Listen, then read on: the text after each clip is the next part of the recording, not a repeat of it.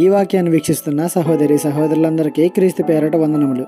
ఈరోజు వాక్యం ద్వారా దేవుడు మనతో చెప్తున్న మాట, మీకు అప్పగింపబడిన వారిపైన ప్రభువునైనట్టు ఉండక మందకు మాదిరులుగా ఉండుడి.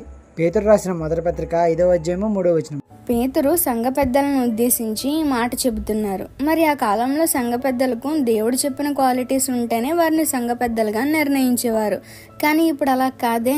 ఎవరికి పెద్ద పేరు పలుకుబడి ఉంటే వారే సంఘ పెద్ద, ఎవరికి నోరు ఎక్కువగా ఉంటే వారే సంఘ పెద్ద, ఎవరికి డబ్బు ఎక్కువగా ఉంటే వారే సంఘ పెద్ద. అవునో కాదో మీ సంఘ పెద్దలను ఎలాంటి వారో మీ సంఘాలలో మీరే పరిశీలన చేసుకోండి. నాయకత్వం అంటే అధికారం కాదు, అది సేవ.